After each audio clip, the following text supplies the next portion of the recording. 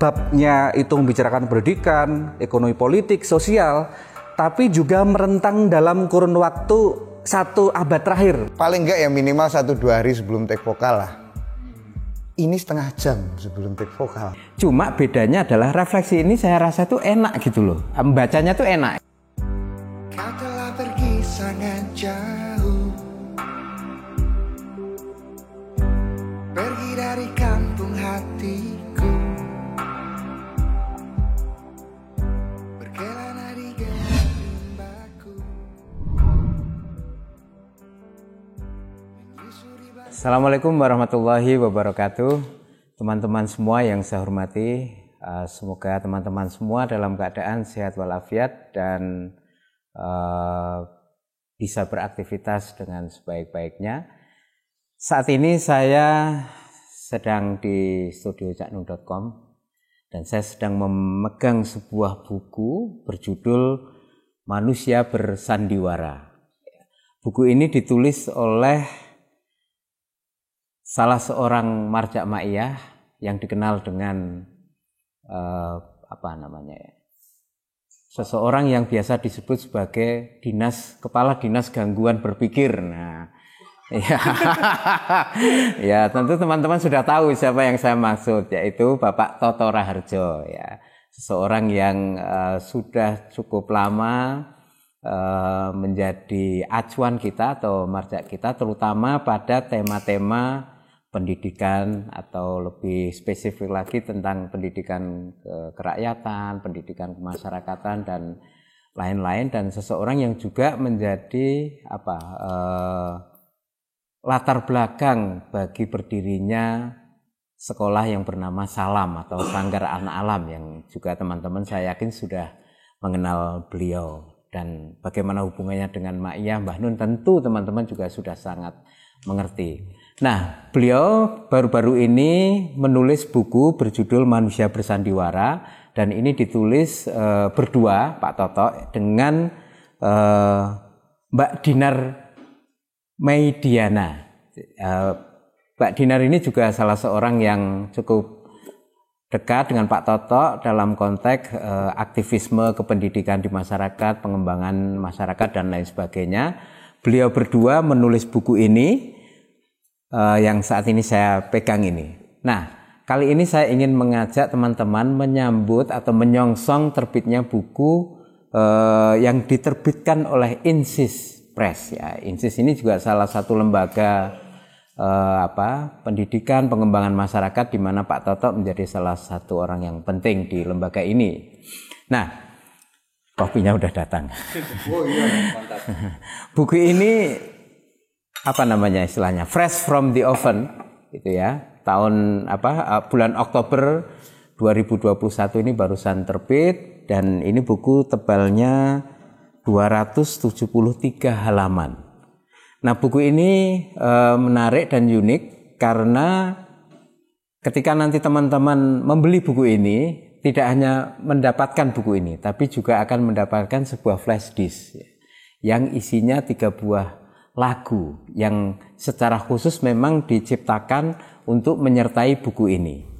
Nah, yang melantunkan ini seseorang yang juga sudah berada di tengah-tengah kita, Mas Doni. Ya. Di kamera ini.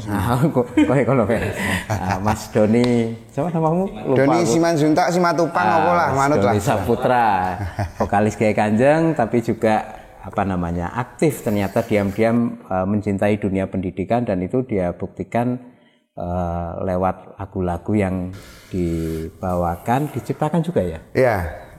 Ya, jadi yang menciptakan lagunya juga Mas Doni. Nah, nanti kita ngobrol banyak sama Mas Doni, dan juga buku ini prolognya ditulis Saudara Putut EA ya, lurahmojok.co itu. Kemudian epilognya ini ditulis oleh Mas Roni K. Pratama yang ada di sebelah kiri saya ini. Seorang yang cukup aktif menulis di caknung.com dan tentu juga di beberapa media lain, dan baru-baru ini dia juga menerbitkan tesisnya dalam buku berjudul Genealogi Hoax Indonesia. Jadi jika teman-teman nanti tertarik pada tema-tema informasi hoax dan lain sebagainya di Indonesia, itu nanti teman-teman bisa berbincang banyak dengan Mas Roni. Nah, epilog buku ini ditulis oleh Mas Roni, jadi nanti kita juga ngobrol bersama Mas Roni. Jadi cukup komplit, dua orang yang menemani saya untuk berbincang menyambut sebuah buku yang ditulis oleh Toto Raharjo dan Dinar Mediana, gitu ya, Manusia Bersandiwara ini. Ya. Nah, untuk mendapatkan buku ini nanti teman-teman tunggu informasinya lebih lanjut di terusberjalan.id, ya, gitu. Saya ulangi, di terusberjalan.id. Oke, sekarang saya mau minta tolong ke Mas Roni untuk memperkenalkan lebih dulu. Ini buku berjudul Manusia Bersandiwara ini bicara tentang apa sih? Atau isinya kayak apa gitu? Oke, gitu Mas. Atau saya biasa manggilnya Dek sih. Dek Roni ya. Nah, kalau ini Kak, saya biasa. Disambi loh Kak. Disambi dulu. Ya. Oke, Dek Roni silakan. Oke, matur nuwun Mas Helmi, Mas Doni, dan teman-teman. Kalau keseluruhan buku ini sebetulnya merentang dari persoalan sosial, ekonomi, pendidikan, bahkan kehidupan sehari-hari. Tapi yang menurut saya juga menjadi sinambung satu sama lain, karena ini kan kumpulan tulisan yang benang merahnya sebetulnya dipertautkan oleh manusia dan kemanusiaan. Nah, oleh karena itu, mengapa manusia bersandiwara? Karena manusia memang di dunia yang di panggung sandiwara seperti ini, kecenderungannya memang bersandiwara. Artinya bersandiwara itu meskipun seakan-akan perilakunya, tindakan sosialnya, bahkan skala individu sampai skala negara itu sifatnya serius, tapi ternyata efek-efeknya itu berdampak cukup signifikan di dunia sosial itu sendiri. Nah, meskipun secara individu, secara kelompok diupayakan secara serius, tapi efeknya itu bersandiwara. Nah, yang saya ambil menurut saya itu relevan untuk misalkan satu contoh, misalkan Mas Helmi, salah satunya tentang sekolah gajah. Nah, sekolah gajah ini kan kok gajah disekolahkan? Nah, ini kan praktik-praktik yang seringkali terjadi di kebun binatang di beberapa negara di dunia. Nah, gajah yang memiliki ciri kekasan, bahkan tindak tanduk yang khas ketika disekolahkan, berarti kan dalam tanda kutip diseragamkan. Nah, ini kan satu hal yang menurut saya Pak Toto punya kecenderungan yang fokusnya itu cukup kuat tentang pendidikan dan dianalogikan melalui gajah itu sendiri. Nah, itu satu contoh Mas Helmi, bahwa buku ini kebijakan-kebijakan, praktik-praktik sosial yang seakan-akan serius yang ada di sekitar kita, bahkan yang remeh-temeh, ternyata berefek cukup panjang. Dan Pak Toto seperti mencoba mengkritik tetapi dengan ungkapan yang satire, ungkapan yang lucu, ungkapan yang seakan-akan serius tapi menggelitik gitu kira-kira. Nah, itu yang mungkin untuk awalannya Mas Helmi. Itu tadi benang merahnya ya yang mengikat. Kalau mungkin bisa disebut beberapa apa namanya ya, topik-topiknya itu apa di tulisan-tulisan itu misalnya? Buku ini kan dibagi menjadi 3 subbab. Nah, ada per bab itu sifatnya misalkan pendidikan. Nah, di pendidikan Pak Toto dan Mbak Dinar mencoba menguraikannya, apakah level kebijakannya, regulasi pemerintahan pusat, apakah praktik pendidikan di tingkat rumah atau di pendidikan formal dalam tanda kutip.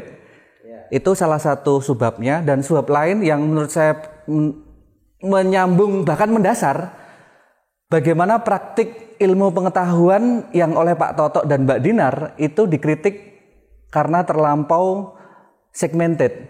Artinya adanya disiplin-disiplin ilmu menurut buku ini, dan Pak Toto mencoba mengkritiknya. Ternyata yang sekarang kita alami berakar dari kesadaran sejarah pada abad ke-18. Nah, buku ini selain juga dibagi secara babnya itu membicarakan pendidikan, ekonomi politik, sosial, tapi juga merentang dalam kurun waktu 1 abad terakhir, Mas Helmi.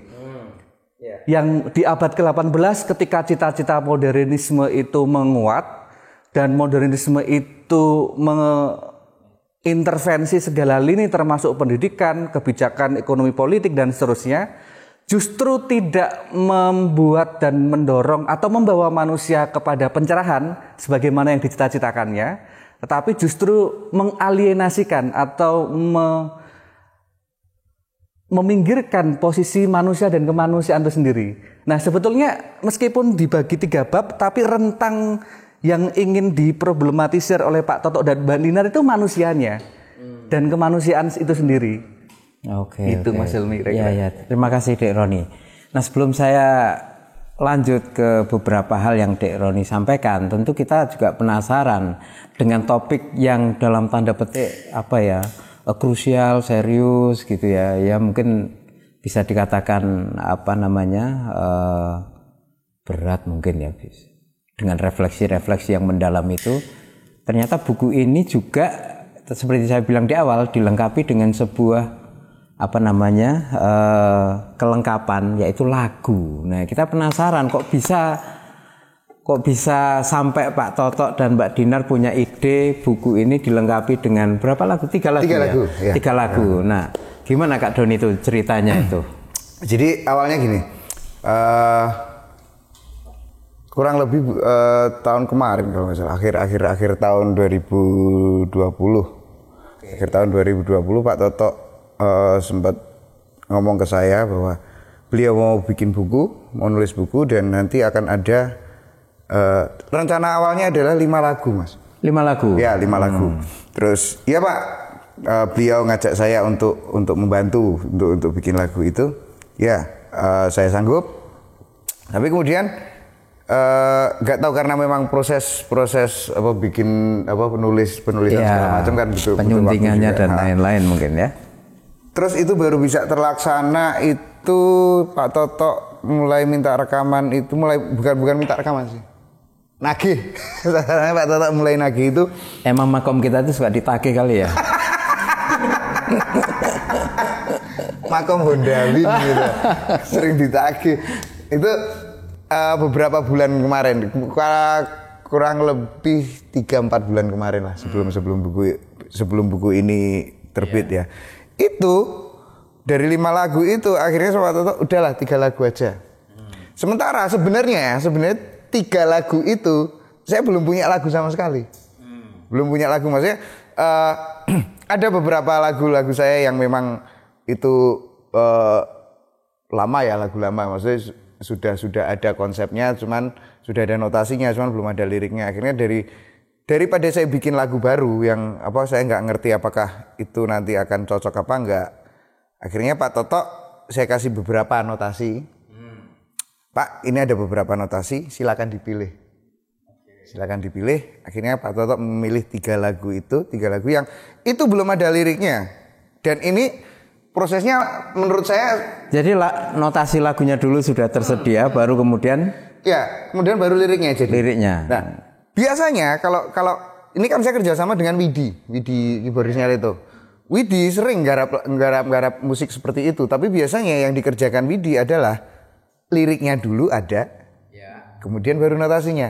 Kalau ini dibalik, notasinya ada, melodi lagunya ada, liriknya belum ada. Sementara saya minta ke Pak Toto, bisa nggak saya minta paling nggak minimal saya bisa baca dikit-dikit itu bukunya.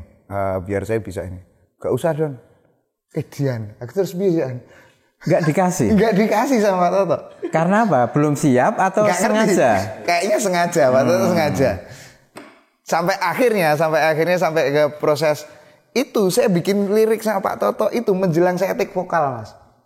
Itu berarti liriknya Kak Doni sama Pak Toto? Iya, saya sama Pak Toto. Jadi, menjelang take baru dibikin? Iya. Yang bener aja. Iya. Dan menurut saya itu bukan itu malah justru satu pembelajaran buat saya bahwa bisa ya proses kayak gini ternyata ya. Karena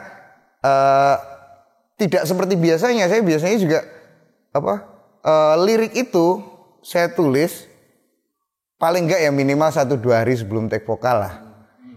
Ini setengah jam sebelum take vokal, Mas. Luar biasa. Tapi ini hal yang baru buat saya. Jadi Kak Doni tidak hanya melantunkan lagu, tapi ternyata bisa membuat lirik ya. Iya, dan itu ternyata gini. Harus dipepet tapi ya. Bukan dipepet, tapi saya memang sudah ada beberapa bayangan. Kan begitu ketika saya bikin notasi, ada beberapa poin yang saya kebayang liriknya kayak gini nih. Ini kan. Oh, liriknya enaknya kayak gini. Saya cuma mengutarakan itu ke Pak Toto. Pak Toto, pas notasi ini, lirik yang nyantol di saya adalah ini. Kemudian Pak Toto membuka catatan. Beliau sudah menulis beberapa. Sudah menulis yang mungkin poin-poin di buku itu juga. Oh, berarti bisa disambungin ke ini, Don. Gini. Akhirnya disesuaikan, jadi. Gitu. Ya, kalau dibilang prosesnya cepet ya cepet. Untuk take vokal lagu itu aja kita cuma butuh sehari kok, nggak nyampe sehari malah. Gitu. Termasuk liriknya. Masih ingat judulnya nggak? Enggak. Tapi mungkin kasih contoh beberapa penggal lagu Ya, itu. ada salah satu lagu yang saya lupa bukan lupa judulnya, tapi saya nggak ngerti Pak Toto akhirnya ngasih lagu ini judul apa, saya belum tahu. Pak Toto yang juduli akhirnya. Ya. Oke. Ini liriknya sebenarnya simple, tapi bener-bener kena ke intinya.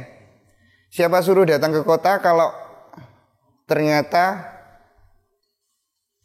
kamu sebenarnya meninggalkan istana. Siapa suruh kamu datang ke kota kalau ternyata itu sebenarnya kamu meninggalkan istana. Iya.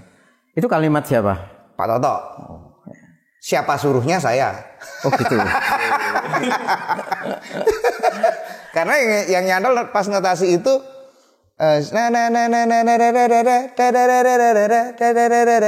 gitu.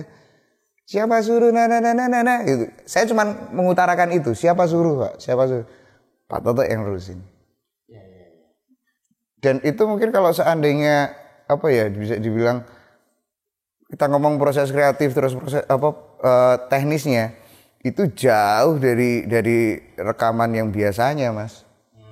Maksudnya kita memang benar-benar bisa dibilang kita rekaman itu semi outdoor. Bukan di studio yang yang biasanya buat rekaman. Kita di perpustakaan Salam. Oh, di sekolah Salam ya. Ya, di perpus itu kita set demikian rupa, bahkan kita nggak punya stand mic. Jadi take vokal itu mic-nya ditaleni. yang gendera. Itu masih ada itu dokumentasinya itu. Itu isinya nanti audio saja atau ada videonya? Ya, sementara ini masih audio. Oh gitu. Tapi mungkin untuk selanjutnya kalau seandainya mungkin Pak Toto berniat untuk bikin video untuk lagu-lagu itu bisa dengan senang hati saya. Oke. Sip. Tapi di luar soal lagu gimana Kak Doni menyambut buku Pak Toto ini? Kaget, Mas. Kenapa? Saya nggak dikasih tahu terbitnya kapan, tiba-tiba udah ada gitu. Gitu ya, kayak sulapan. Pak Toto sempat bilang, mungkin September, Don. Nah, beliau bilang gitu. Oh iya, Yesus, manut aja ya, karena saya diminta Pak Toto itu kan bukan sebatas ya, tapi baru sampai ke proses lagu jadi master. Udah untuk urusan rilis segala macam saya manut beliau. Oke, tapi saya tuh terkesan loh bahwa buku ini Pak Toto tuh punya ide, ada lagu dan itu Kak Doni yang dilibatkan untuk membawakan, bahkan sampai ikut membuat lirik. Artinya saya dari proses itu mengiyakan banyak sebutan kepada beliau bahwa Pak Toto ini memang orang yang benar-benar bergelut di bidang pendidikan. Iya, artinya seorang guru yang tahu, oh ini bagus ini kalau buku ini ada lagunya, dan dia tahu talent yang sangat pas untuk itu kan. Cerita lintas tadi membuktikan juga, ya. Lintas generasi, dan epilognya adalah Roni yang notabene jauh sekali jaraknya dan tidak tanggung-tanggung. Ini posisinya menulis epilog gitu loh. Gimana perasaanmu, Dek? Kalau saya tadi kan kaget. Medina aku, Mas. Artinya kan tema yang dibicarakan di bukunya Pak Toto dan Mbak Dinar itu kan bukan sesuai dengan bidang saya sebetulnya. Mungkin di bidang saya di bahasa, tapi ekonomi, sosial, bahkan kenegaraan, pertanian yang dibicarakan oleh Pak Toto di setiap masing-masing babnya itu, apakah saya bisa merespon menulis epilognya? Akhirnya saya ambil benang merahnya tadi, Mas Helmi, soal pendidikan sebagai pintu masuk. Tadi saya sepakat sama Mas Doni ketika ternyata kalau Pak Toto bicara soal pendidikan bukan pusat dan ada yang pusat lalu ada guru dan murid, tapi being together atau kebersamaan itu, bebrayannya itu yang paling penting sebagai bagian dari proses pendidikan. Nah, seperti tadi misalkan ada satu kalimat di dalam tulisan itu bahwa pendidikan semestinya tidak berjalan secara mekanis. Katakanlah mungkin Mas Doni kaget kok tidak seperti prosedur yang biasanya, ya kan? Ya, Kalau dalam pendidikan justru dengan adanya partisipasi, inovasi, bahkan keterlibatan bersama itu bagian dari pendidikan itu sendiri. Karena selama ini kan pendidikan mekanistik, Mas Helmi. Nah, sehingga sebetulnya Pak Toto bukan hanya menulis, melainkan juga mengajak mempraktikkan pendidikan itu sebagai bagian dari nilai bersama itu sendiri. Kira-kira itu, Mas Helmi, kalau impresi saya. Ya, memang iya, dari situ kan saya juga belajar, Mas. Akhirnya kan, oh iya bisa ternyata kayak gini. Sesuatu yang sekarang kayak saya mau nulis lirik gimana, saya belum baca bukunya, saya belum punya bahan apa-apa. Udahlah. Saya cuma nanya ke Pak Toto, Mas Widi nanya ke Pak Toto, ini pengennya nuansanya musiknya mau seperti apa, cuma itu aja. Karena kalau dalam aransemen lagu itu kan bisa jadi aransemen itu menyesuaikan dengan lirik. Nah, ini dibalik. Lagunya aransemennya dulu, suasananya seperti apa, terus kemudian saya sama Pak Toto bikin liriknya ini kira-kira yang masuk yang mana dari tema-tema yang ada di buku itu. Oke, ya. Tapi tadi tuh menarik itu penggalan lirik yang dikutip Mas Doni itu. Kenapa harus pergi jauh? Siapa suruh datang ke kota, bila ternyata yang kau tinggalkan adalah istana. Istana. Ini kan sentilan membicarakan kebanyakan orang itu pingin dari daerah mungkin ya, dari daerah ini kalau bisa dikatakan begitu, dengan menempuh pendidikan dan lain sebagainya, pingin terus berkarir di kota gitu ya. Sementara di desa ini yang sebenarnya tadi itu disebut istana itu harusnya jangan ditinggalkan. Gitu. Mungkin ini hal yang juga sudah sering dikemukakan oleh banyak sosiolog atau ilmuwan. Tapi saya ingin nanti itu direspons sedikit sama Dek Roni. Tapi saya juga kemarin membaca beberapa refleksi di awal tuh ya. Ada tentang ilmu pengetahuan yang ternyata selain menawarkan kemudahan, tapi juga pada akhirnya juga membuat orang itu jauh dari kemanusiaan. Terus kemudian ada tentang ketidakpastian. Ya, jadi orang itu banyak mengharapkan kepastian padahal yang berlangsung itu banyak ketidakpastian, dan ketidakpastian itu justru yang mengkondisikan orang itu untuk mencari solusi, bertambah ilmunya dan lain sebagainya. Jadi ada paradok gitu ya di situ. Dan ada topik-topik awal yang menurut saya itu saya merasa kayak diajak mengingat-ingat kembali sejumlah hal ya di dalam kehidupan kita itu, terutama berkaitan dengan posisi dan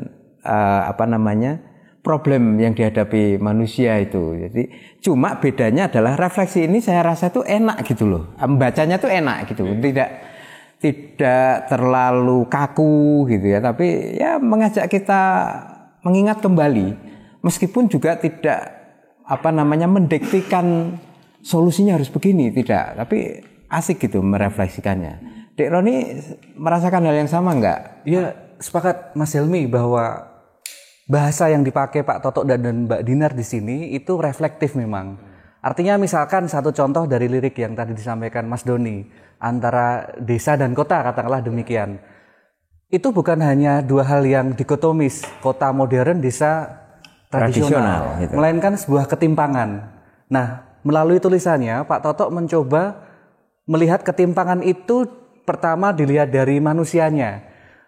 Justru malah ketika dia keluar desa menuju ke kota dengan gelimang dan angan-angan yang mungkin utopis dalam tanda kutip, tapi justru potensi lahiriah yang dimiliki ketika di desa itu diabaikan. Padahal itu menjadi hal yang dalam tanda kutip di bahasanya tadi itu istana. Nah, soal ketimpangan ini akhirnya bukan hanya soal desa dan kota, terutama juga soal pendidikan. Misalkan satu contohnya guru dan murid kan seakan-akan sudah ada timpang di situ. Pak Toto tidak memakai kata guru, digugu dan ditiru, melainkan fasilitator. Artinya dia sebagai medium yang mendampingi anak untuk menemukan bakatnya. Jadi bukan guru kurikulum minta kamu harus seperti ini. Tapi anak itu punya potensi apa, didampingi, diajak, ditumbuhkan sehingga dia menjadi individu yang sejati itu tadi. Nah, kesejatian melalui proses pendidikan yang ada di desa, itulah yang menjadi menurut saya kok justru merefleksikan perjalanan biografisnya Pak Toto gitu. Karena beliau sering menyatakan bahwa beliau dari Banjarnegara, bagaimana beliau merupakan seorang otodidak, menganalogikan beliau seorang seperti di pewayangan itu Bambang Ekalaya yang mencoba belajar secara mandiri. Di tengah banyak orang-orang itu menggantungkan pada yang pusat, yang guru, yang pasti-pasti itu. Tapi beliau mencoba menyelami segala kemungkinan yang ada selama proses itu sebagai bagian dari proses untuk tumbuh. Gitu kira-kira Mas Helmi kalau gitu. Kalau Kak Doni gimana tadi? Apa ya? Maksudnya, kalau saya sih setuju dengan Mas Roni bahwa sebenarnya ada beberapa di lagu yang lain itu karena saya lupa ya, maksudnya belum terlalu nyantol juga dengan lirik-liriknya. Banyak Pak Toto menyinggung hal-hal seperti itu yang salah satunya gini, pengetahuanmu itu harus kamu pakai, harus kamu gunakan dengan cara yang benar. Kalau enggak, itu bisa jadi senjata buat kamu, buat lingkungan kamu, sekitar kamu. Ada lirik di salah satu lagu yang mengutarakan seperti itu. Temanya seperti itu. Nah, berarti kan kalau menurut saya yang kalau kita ngomong pendidikan ya, bukan pendidikan siapa ya? Minat mungkin ya. Minat. Sampean punya minat sendiri, saya punya minat sendiri, sampean punya minat sendiri. Itu kan bisa jadi yang dimaksud senjata sama Pak Toto adalah itu kan, pengetahuan itu kan. Jangan sampai apa yang jadi minat saya, minat jenengan itu, kalau kita salah menggunakannya akan bisa membahayakan buat orang lain. Salah satunya itu. Gitu ya. Ya. Di dalam buku ini itu ada satu tulisan berjudul Sinau Bareng. Dan masih ingat ya. Dan ini saya terkesan karena beliau menerjemahkan atau mengartikulasikan konsep sinau bareng yang titik tekannya selain kebersamaan itu juga bagaimana setiap individu itu dihargai, dihormati, kediriannya atau mungkin bahasa lain itu potensi otentiknya itu tidak digusur oleh keseragaman gitu ya. Kalau kata sinau bareng ini tentu bagi kita juga sudah sangat familiar karena sinau bareng yang digelar Mbah Nun Kyai Kanjeng di mana-mana ini juga membawakan salah satu nilainya itu juga sama persis. Nah, tapi mungkin dari tulisan Pak Toto ini apakah Dek Roni atau Mas Doni menemukan nilai sinau bareng yang unik juga gitu kira-kira? Kalau jujur aja Mas ya? Ya. Jujur aja saya belum baca bukunya. Ya maksud saya bacalah nanti. Blas itu baru ngasih tadi malam. Loh, kan gini. Liriknya ditulis mendadak. Ya. Acara ini juga mendadak. Biasa, tenang aja. Dan ternyata pendidikan sinau barengnya Pak Toto yang saya rasakan adalah mendadaknya itu. Iya. Itu ya. Mendadaknya itu. Saya bisa sinau, pasti ada hal yang bisa saya sinau dari situ. Pak Toto juga tidak mengajari saya untuk saya harus sinau itu. Ya. Saya menemukan sendiri. Oh berarti kayak gini, berarti metodenya seperti ini. Besok suatu saat kalau seandainya saya ketemu dengan hal yang seperti itu lagi, saya udah nggak kaget. Saya pernah mengalami ini sama Pak Toto. Mendadak ya Mas? Oh, biar ya. Jadi ya, kalau yang saya rasakan lebih ke langsung ke prakteknya, langsung ke prosesnya. Tapi dalam interaksi sehari-hari dengan Pak Toto, memang Kak Doni itu menemukan ya roh kependidikan pada diri beliau itu. Iya. Misalnya apa? Contoh yang mungkin diingat gitu. Ya kayak gini Mas, apa? Kalau ya ini cuman persepsi saya sendiri ya, apakah itu benar apa enggak saya nggak ngerti. Tapi yang jelas ya kayak yang saya masuk ke prosesnya Pak Toto paling dalam kan ini. Maksudnya untuk terlibat ke apa membantu Pak Toto ya. Paling dalam kan ini. Jadi yang saya rasakan ya itu tadi. Semuanya serba mendadak dan harus bukan tekanan ya, tapi kayak kowe tak kei limit tekan semene. Dari sekian sampai sekian. Kudu dadi. Ning, kamu nggak boleh sembarangan. Ya, oke. Ya kan? Yes. Dengan bahan yang terbatas. Piye carane iso maksimal? Saya nggak ngerti apakah itu hasilnya maksimal apa enggak. Tapi yang jelas kalau mau tahu maksimal apa enggak, ya beli aja bukunya sama itunya. Alhamdulillah. Nah itu salah satu yang saya rasain itu ajar wis tabrak. Ada sesuatu di depan kita nggak ngerti itu apa, tabrak. Pertanyaan yang sama juga untuk Dek Roni, artinya kita semua kan belajar juga kepada Pak Toto. Nah, proses pembelajaran Dek Roni kepada Pak Toto itu bagaimana? Kalau saya lebih cenderung hampir mirip seperti Mas Doni, tapi saya mengambil satu kata itu inisiatif. Oke. Artinya Pak Toto bukan tipe pribadi yang menginstruksikan langkahnya begini, didulang istilah Jawanya kan, Mas.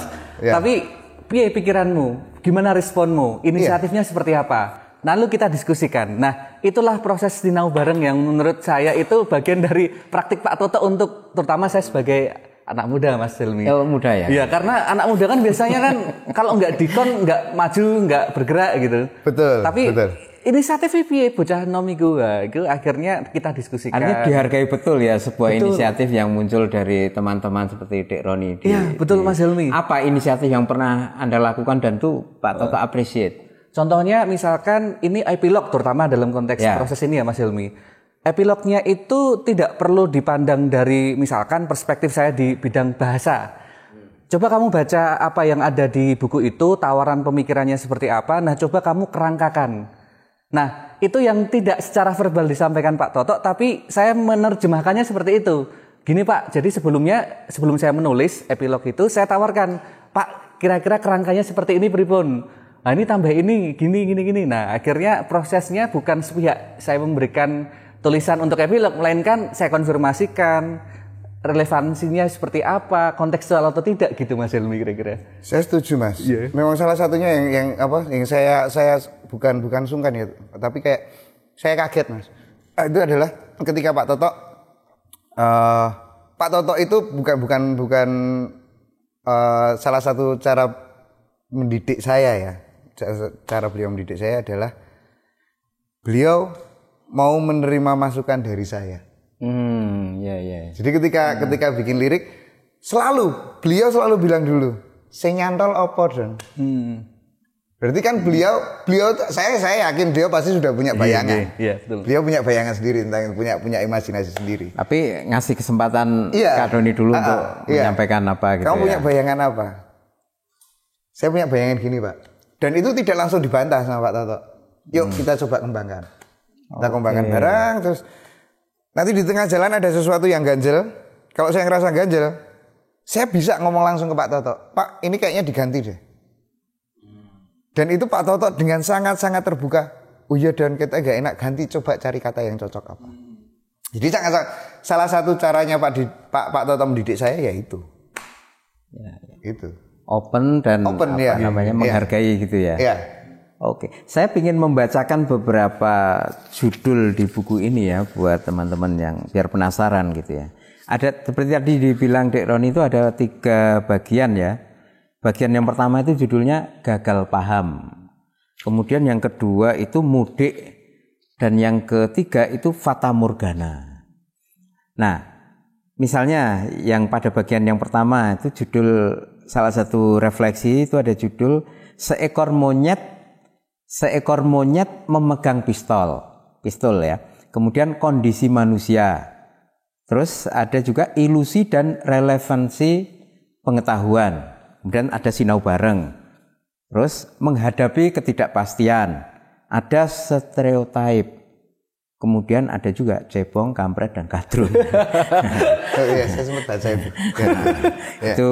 Terus ada lagi makhluk bernama uang. Ada lagi judul berikutnya lebay.com. Nah, di bagian yang kedua itu ada judul sekolah gajah tadi itu. Ada sekolah copy paste ya, copy paste. Kemudian ada pencerahan atau penggelapan. Terus ada lagi hendak kemana kita. Dan ini menarik juga Pak Toto, ada satu tulisan berjudul Peradaban Madinah. Ya, jadi ini beliau belajar kepada Piagam Madinah atau sejarah Nabi Muhammad. Kemudian di bagian ketiga ini Fata Morgana itu beberapa bisa saya sebut misalnya miskin di lumbung padi. Ya. Terus kemudian ada merdesa, ada migrasi, ada rindu rentenir. Wah, ini cocok loh, ini apa tema aktual juga ini, rindu rentenir ini gimana ini. Nah, jadi nanti teman-teman kalau penasaran bacalah ya. Maksudnya Anda bisa memesan ini di terusberjalan.id. Kalau yang rindu rentenir itu Anda harus ini dulu, harus ke BRI dulu. Oh gitu. Iya, harus ngeduk kur dulu ya. Gitu ya. Ora lah. Ya itu. Terus kemudian ada lagi ini apa ini? Pengorganisasian masyarakat dan lain seterusnya. Kalau saya seperti yang sampean ini ya bacakan tadi, berarti saya mikir 3 lagu itu ya bener-bener mewakili seluruh isi buku itu. Gitu ya. Iya. Baru dari judul-judul yang saya baca connect-nya itu udah terasa. Bahkan, ya. Saya nggak terlalu hafal lirik-liriknya ya, tapi masih ingat lah sedikit-sedikit. Dalam satu lagu itu merangkum beberapa judul di situ. Satu lagu, ya. Ada satu lagu yang merangkum beberapa judul di situ. Boleh nggak sih dibawakan utuh gitu? Boleh. Coba dong. Nah, masalahnya adalah saya tuh lupa notasinya. Ya mohon maaf ya teman-teman, karena ini memang apa namanya? Tapi mungkin gini. Kemarin sempat sama Pak Toto, gimana kalau kita bikin semacam showcase? Enggak masalah. Oke. Nanti mungkin pas acara apa gitu, ada kesempatan apa, saya sama Widi bawain lagu-lagu itu enggak apa-apa sih. Saya kira obrolan kita ini kan baru mungkin tahap awal ya dari menyambut terbitnya buku Manusia Bersandiwara gitu ya. Jadi mudah-mudahan ada tayangan berikutnya menyusul yang lebih lengkap gitu ya. Jadi ini semacam memperkenalkan dulu kepada teman-teman sebuah buku berjudul Manusia Bersandiwara yang ditulis oleh Bapak Dinas Gangguan Berpikir itu Pak Toto. Itu yang ngasih nama siapa tuh? Itu yang ngasih nama siapa tuh? Enggak tahu saya. Tahu-tahu ya udah tahunya begitu. Tapi memang kerasa ya bahwa beliau itu menyentuh aspek berpikir kita gitu ya, aspek cara kita melihat sesuatu gitu. Nah, gini Dek Roni, ini saya mau tanya sama Dek Roni. Pembicaraan atau bahasan atau renungan tentang manusia itu saya kira juga satu ranah atau topik yang sedari dulu juga sudah banyak ditulis oleh para filosof, para sosiolog atau ilmuwan kemanusiaan gitu ya. Dan di situ kita bisa menjumpai bagaimana manusia itu dipotret gitu ya. Entah dari sisi manapun atau dengan penggambaran yang seperti apa. Nah, saya ingin bertanya kepada Dek Roni. Kira-kira kalau menurut Pak Toto, manusia itu citranya itu seperti apa sih? Kalau sepemahaman Dek Roni dari tulisan-tulisan yang sudah dihimpun dalam buku ini. Ada satu diksi atau pilihan kata yang selalu ditekankan pada tiap tulisan di situ, Mas Hilmi. Salah satunya ironis. Ironis. Iya. Artinya ironi itu kan manusia mungkin maksudnya baik, tapi efeknya bisa menjadi bumerang, salah satunya gitu. Misalkan saya terapkan pada salah satu tulisan di situ ya, yang saya ambil tentang ilmu pengetahuan yang tadi sudah disinggung oleh Mas Doni, bahwa ilmu pengetahuan itu kan power is knowledge. Knowledge is power. Artinya pengetahuan itu kekuasaan. di satu pihak dia bisa membuat orang atau memudahkan atau mencita-citakan pencerahan, kemajuan dan seterusnya. Tapi di pihak lain dengan adanya pengetahuan juga membuat tatanan sosial atau individu manusia juga sengkarut. Banyak hal, contohnya pendidikan. Dari konsep pendidikan formal yang ternyata bukan mengajak ke dalam jati diri, ke dalam misalkan bakat yang dipunyai individu, melainkan dibentuk oleh kurikulum. Nah itu seringkali disampaikan oleh Pak Toto di situ. Kan ironis, pendidikan dengan cita-cita investasi peradaban, investasi masa depan, tapi di pihak lain menjadi sekrup-sekrup dari peradaban. Artinya dia menjadi bagian inheren dari tatanan yang mekanistik gitu, di tatanan yang industrialistik. Karena pendidikan yang digadang-gadang itu dengan pencerahan, tapi ternyata justru malah membelenggu manusia itu sendiri. Nah, keironian itulah yang ternyata di tengah modernisme, Pak Toto mengulang di bagian kedua, bukan justru membuat kemajuan, tapi mengalienasikan atau meminggirkan manusia. Paling tidak gini Mas Helmi, satu contohnya, pendidikan tinggi-tinggi, tapi ternyata tidak, dalam tanda kutip, tidak melakukan banyak hal untuk lingkungan sekitar. Loh apa ya fungsi pendidikan kalau tidak berdampak manfaat pada yang kanan kiri tetangganya masing-masing? Karena cita-citanya tinggi tapi ternyata hal yang sepele yang mungkin tidak kasat mata atau mungkin kita mengabaikan itu saking sepelenya, akhirnya justru terseok. Nah itu yang menurut saya itu keironian manusia itu loh yang citra yang ingin ditampilkan oleh Pak Toto. Banyak ironi ya, mengelilingi manusia itu. Ya, di lirik lagu juga banyak gitu. Ada gitu ya. Ya, yang saya bilang tadi kayak ngapain ke kota? Kalau ternyata yang kamu tinggalin istana itu kan sebenarnya juga ironi juga. Tapi itu makjeleb banget loh. Iya. Menurut saya loh itu makjeleb banget ya. Maksudnya begini, mungkin teman-teman yang pernah mengalami berpindah karena proses pendidikan gitu ya, untuk mencapai mobilitas ya sosial, ekonomi, kultural dan lain sebagainya, itu mungkin di antara mereka tuh ada kegalauan antara aku tuh pingin pulang ke kampung halaman, tapi kok ragu-ragu kayak engko kepiye iso apa dan lain sebagainya. Mungkin yang dimaksud Pak Toto itu, juga, tapi di kota juga menjanjikan sesuatu gitu. Bukan cuman mungkin kalau kita ngomong desa kota kan berarti urusan fisik ya. Nah, mungkin bisa jadi urusan keinginan juga nih. Atau urusan cara berpikir kayak berpikir sederhana wae lah sing ngene iki penak. Itu adalah desa. Ora aku kudu ngene iki ben aku esuk sugih. Itu adalah kota. Padahal jane sing penak ya semeleh kuwi nang desa kuwi. Ya. Artinya dari yang disampaikan Dek Roni tentang citra manusia dan barusan lirik yang dikutip sama Kak Doni itu, saya merasakan bahwa buku ini reflektif secara psikologis, tapi sesungguhnya juga itu adalah isu-isu aktual di sekeliling kita, nyata gitu ya. Betul ya Kak ya. Oke. Nah kira-kira rekomendasi terpenting Dek Roni dan Kak Doni buat teman-teman terhadap buku ini apa? Kalau saya pribadi rekomendasinya ini bukan buku teks akademik, melainkan buku untuk mengajak kita kembali ke dalam. Artinya apa yang telah kita lewati, rekam jejak selama ini, cita-cita dan seterusnya. Pak Toto sebagai kepala dinas gangguan berpikir itu mengajak kita kembali ke dalam lagi. Refleksi, menertawakan apa yang kita pilih, capaian-capaian yang kita anggap sebagai hal yang mungkin itu luar biasa, tapi ternyata itu sesuatu yang tidak sejati, misalkan kayak gitu. Jadi buku ini bukan teks akademik yang menuntun kita secara prosedural harus begini, harus begitu, tapi mengajak untuk ke dalam diri, menertawakan segala bentuk capaian-capaian yang sebagai manusia dan kemanusiaan itu kita anggap penting gitu kira-kira Mas Hilmi. Gimana Kak Doni? Kalau pendapat saya sih ini vitamin buat hidup.